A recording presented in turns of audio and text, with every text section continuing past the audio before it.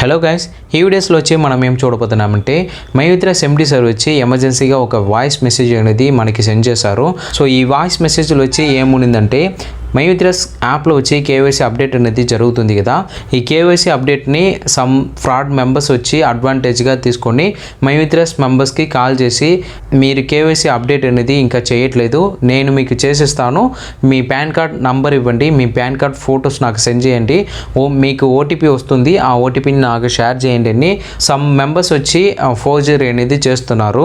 So ఈ news వచ్చి మన ఎండి సార్కి వచ్చింది. సో అందువల్లనే ఈ ఇన్ఫర్మేషన్ అనేది షేర్ చేస్తున్నారు.